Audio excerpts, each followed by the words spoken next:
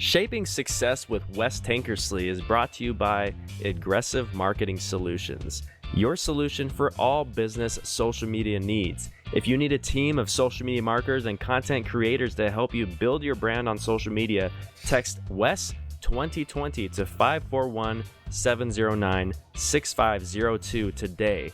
Get started building your brand on social media. Success is defined differently by every individual. Some have never even considered what it is. I hope when I get older I'll be successful. What does that even mean? Money? Cars? Big house? On this show, we strive to look at it a little deeper, learning from successful individuals on what they believe success really is and how to obtain it. Everybody, enjoy the show. This is Shaping Success with Wes Tankersley.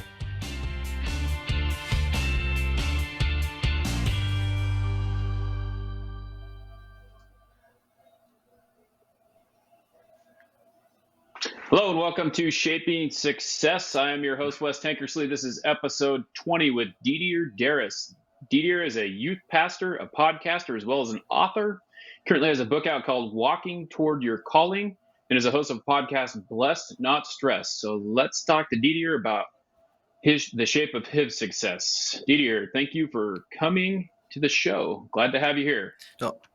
Thank you, Wes. First of all, I just want to tell every single person that is listening, Wes has so much good content out there. So if this is your first time listening to him, go ahead and just make sure you're following him, you're subscribing. He has a lot of good content that's really going to help you.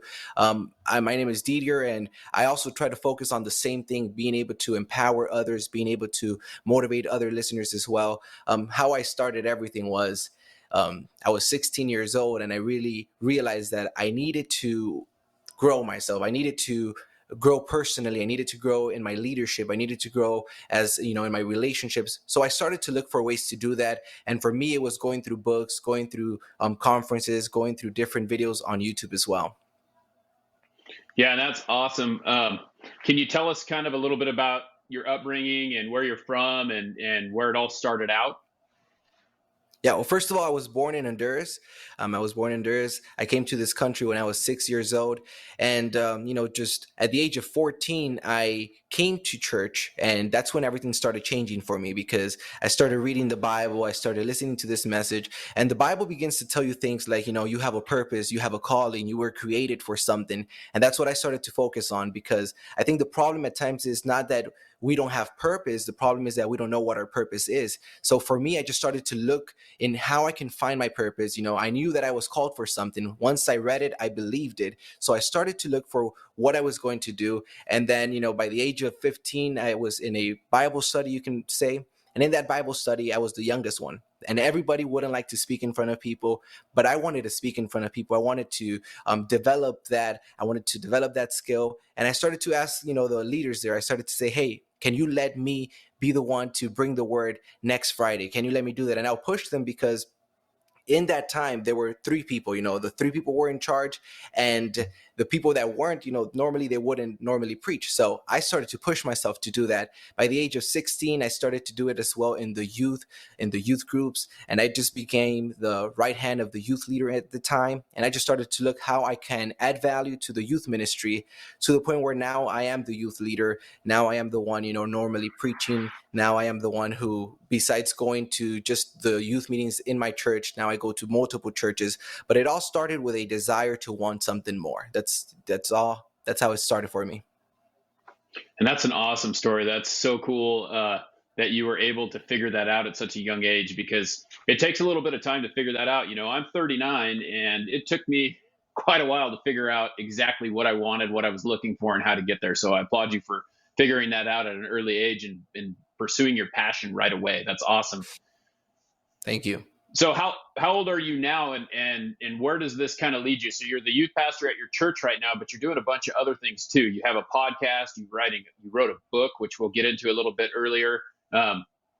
So you're the youth pastor at your church, and what else do you do besides that?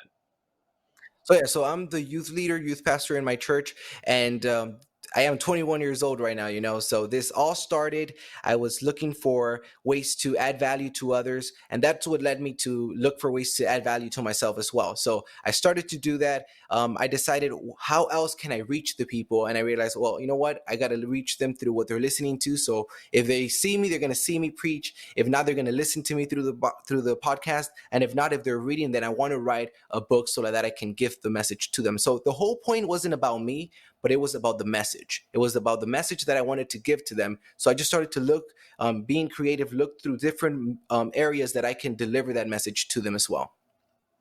So it's pretty much about serving others. It's about serving others and trying to get that. Go ahead. Sorry. No, yeah. So that's what got me into podcasting right now. In my church, we do other areas, like retreats as well. So I was doing that for a while, 3-day retreats, planning them as well. So it's just like you're saying, serving others. Yeah. So your podcast, you've been doing that for a little while, right? Off and on, and you're trying to be a little bit more consistent. It's helped a little bit, you said, with COVID. It's kind of made it so that you're able to be a little more consistent. How has that gone for you? When did you start doing that, and how long have you been doing it now? So I started in August, and when I started in August, I just, wanted to be consistent in that time, but then procrastination comes, and then, you start slowing down on the things that you need to pursue. And then I also started to work on my book as well. So I stepped aside, I started working on my book, focusing on my book. But right now I'm back, and right now every other Tuesday I'm uploading content with the purpose of just empowering others. And right now with the whole COVID thing, I'm trying to do it every single week. So every single week I am uploading something, something that's going to motivate them. And this could be with something that I'm going through personally, something that I heard or something that I read. Because, if I heard it and it helped me, I just want to be able to share that to help others. So it's just about spreading the word. It's about spreading some encouragement. And in my podcast, you often hear me say, this is the podcast that's going to lift you up when everything wants to bring you down. If you look around, this world is filled with so much negativity. Right now, there was a time that I was looking at the whole news, and the time that I was looking at the news with this whole COVID, I was stressing, I was worrying, and I was just feeling all negative. Why? Because that's what I was listening to. So I wanted to bring a podcast that's going to do the opposite, and it's going to provide something positive to every single person that's listening. And I love that, because that's I've talked about that as well, as like we have, like you said, the media, all it does is give you negative vibes. They sell negativity. And it's really hard to be a positive person when all you see is negative things. So that's great that you're trying to bring that positive message. I love it. So let's talk a little bit about the book. So you have a book out. It's recently out, right? I haven't got a chance to read it. Yeah. I'm going to read it. So let's talk about that a little bit. What made you decide to write that? The same purpose. It was just, looking to add value to others. And in 2017, toward the end, that's when I started to write it. And I was really pushing myself. And, to write the book, I was sitting down and I was typing. And in 2 months, I was able to write 12 chapters. But then something happened. I was looking to grow personally. I was looking to read more books, to attend more conferences. And a couple months later, when I went back to edit my book, to just reread it, I realized that it could have been a better way to deliver the message. So I started doing it again. Why? Because whenever you're looking to grow personally, you might not notice it, but a couple months later, once you look back, you're going to notice that you don't talk the same way. And that's what was happening with me. I wasn't talking the same way. I was giving my message in a different way. So I started doing the book differently as well. And, I just started working through it. And in 2019, toward the end, I had just set a goal that by December, I needed to have that book in my hands. And I just pushed myself to do it. December came and I had the book in my hands. And right now, the book is out there in Amazon, Barnes & Nobles as well. Yeah. And it's in 2 different versions, right? You said that it's in Spanish as well as in English. Yeah, so I have it in English, Walk Toward Your Calling, and then I have it in Spanish as well, Camina hacia tu llamado. The whole purpose is I'm trying to reach as many people as I can. And that's why, for all of your listeners, right now what I'm doing is whoever is listening right now, they can get it for free. If they go to my page, didierderas.com, they just need to click a button, free book, and I'll be able to send them to them so that they can read it as well. The whole goal is not about me, but it's about the message that I want to give them. So that's one thing that I realized very early, the importance that the message will do. So whenever I want to give up, whenever I feel like, man, I want to stop already, I realize that how this message can really impact others, and it's going to lift someone, it's going to motivate someone, and the good that it's going to do, and how the message and the gift is bigger than me. That's why I need to pursue it. So, I'm writing another book as well. I'm going to start right now writing another book. I'm going to tell you that a little bit more at the end. Hey, can you tell us a little bit of the process of writing a book? So you obviously have to write it, but what did you have to go through to kind of get it published and get all those things going on? How does that process work? Did you find someone to publish it for you? Are you going online and finding those tools to create the book, or how does that work? Well, right now, with everything going on right now and the technology as well, I think this is the perfect time and the easiest time to really take your book out there. Because, if you focus on doing the work of, just writing it, and then I did look for someone to edit it, but then KDP, which is it's part of Amazon, they would do that for you. All you need to do, and you don't need to pay anything. You just need to submit your book, submit your cover. They will print it out. They printed it for me. I did the cover here. I did the cover in the back as well. And I was able to just click a button there, and it shows, that it's going to go to Barnes and Nobles. It's going to go to other stores as well. And that's all it takes, So right now, whoever is listening that wants to write a book, all you need to do is start writing, because this is the perfect time to write your book. This is the perfect time to take it out there. You have so much things available to you that really the only person limiting you right now is you. Yeah, that's great. Technology it's been kind of the great equalizer. It's kind of awesome the way that works. When I was listening to some of your podcasts, I love that you start talking about some of the people who influence you and that you read a lot. And you were talking about authors like Napoleon Hill and TD Jakes and how they influence you.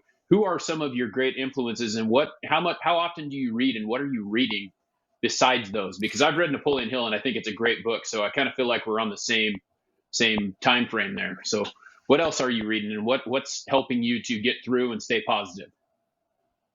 Yeah, so look, for whoever is listening right now, and you need to know something. If you're a leader, leaders are readers. If you want to earn more, in order to earn more, you need to learn more. So I knew that as well, and I was the person that wouldn't read books. I wouldn't read a Harry Potter book. I wouldn't read a fiction book. It just wouldn't grab my attention. I will start, and then I couldn't finish, or maybe the first page, and it was so hard for me. So reading books was really difficult for me. But in 10th grade, I decided, you know what? If I am going to read something, I am going to read something that's going to help me. If I am going to read something, and I'm going to read, half a book, let it be half of a book that's really going to give me ideas, and it's really going to help me shape the way I think, and it's really going to help me live better. So I picked up a book by TD Jakes titled Destiny. That really helped me a lot. I was speaking to my pastor. He told me all about leadership and about John Maxwell. So I started doing that as well. And I just started to read John Maxwell's books about leadership, about relationships, about your attitude. And little by little, I started adding more books as well. So for me, I read books that are going to help me. Whether it's financially, I'm going to read The Richest Man in Babylon. Whether it's spiritually, I'm going to read The Celebration of Discipline by Richard Foster. If I'm looking at how to communicate, I'm going to read John Maxwell's book, Everybody Communicates, Few Connect. And whatever area in my life that I want to improve, I like to grab a book that's going to help me for that. Right now, I am reading, because I want to improve in my prayer life as well. So I am reading this book called The Battle Plan for Prayer. I'm also, constantly reading the Bible. A lot of people think, the Bible is just a history book, but man, it has so many gems there.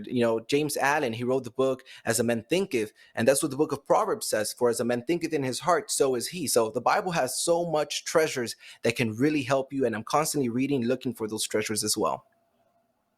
That's so awesome, man. You are, like I said earlier, you're way ahead of your time. And I love that you are always looking for that knowledge, and you're working to make that better for yourself. Yeah. So one of the things that is really interesting as well is that you have this mindset that you are, it's amazing to me, the mindset that you have. It's so positive. It's something that pushes forward. And I love that. Where does that come from? Did your parents drive you to do that? Is it just something you created on your own, or you did on your own? Where did that come from? Yeah, so my parents, they didn't teach me none of this. This was just something. It all starts as a desire, and that's what we all need to know. It all starts as a desire. What do you want in life? And in my life, I said, hey, you know what? I don't want to live the same life my parents lived. I want to be able to reach and accomplish my goals. I want to feel like I have succeeded. So I started to read books about that, and every single book that I was reading was talking about your mind. Every book that I would read, it was just talk about your mind and how much your mind has the power to influence you, and how much you need to focus on being positive and seeing the good, and seeing the opportunity in every single problem. So I just kept on reading that. And that's how my faith began to grow. Look, this is interesting. The Bible says that faith comes from hearing and hear the word of God. So if you want to increase your faith, you need to pay attention. What are the things that you are listening to? Because that has so much influence in your life. What are the things that you're listening to? I started to get closer to my pastor. Even though he's a pastor, he has multiple businesses as well. So he's an entrepreneur and he reads books and he has a doctorate in theology. I started to get closer to him because I wanted to learn more from him. I started to get closer with friends that also had dreams and had visions. And I realized all of that because I had a desire to get better. So I started to look for ways to get better, and I started to apply that into my life. So I am going to have a positive mind because I know it's better than having a negative one. I am going to look for the opportunity because it's better than to whine for the problem. I am going to look at all these things because, at times I preach a lot to other people. And I realize that at times I'm going to have to preach to myself. I feel down as well at times. There are times where I am facing stuff and I feel like, man, I don't want to continue, but I need to preach to myself. I need to motivate myself. If nobody else is going to motivate me, I am going to motivate myself. I am going to bring words of encouragement. I am going to tell myself to get back up. And that's what I've been doing. That's what I've been focusing in. And, I just try to keep that on. I love it, man. I love it. I can't stop smiling about it because it's so good to hear it.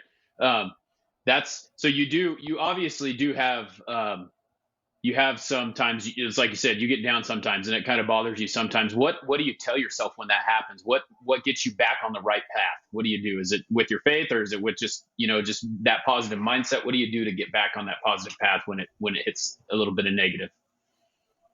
Yeah, so I like, I also motivate myself by remembering myself the importance of the message that I want to give to others, and how, I was called for that. That's my purpose, that's my calling. And whenever I feel down, I don't whine about it. I don't want to complain about it. Just recently, literally just yesterday, I was talking with a friend and I was helping her create a message that she's going to go deliver in a church. And we started talking about the darkness, and she wanted to give a message about the treasures in the darkness. And I told her, we all go through dark moments. We all go through the darkness, but how you respond to those dark moments will determine if you actually come out with a treasure from it. The book that I want to write, I'm just going to tell you right now, it is titled I Failed. And then the subtitle is how you can turn your failures into your keys to success, because failures, they bring lessons for you. So whenever I am going through the dark moment, whenever I am going through that, I need to know that there has to be something in the other side. For me, my faith helps me. Why? Because the book of Romans says that for those that love the Lord, everything works for the good. Everything works for the good of those that love the Lord. So I know that there is something planned, that even though I cannot see it, my faith shows me, and my faith tells me that I am going to see something good at the end of the tunnel. When I'm going through something dark, I know that something good is going to come out. And this all has to do with just reading the Bible, because it feeds me and it shows me that, man, you know what?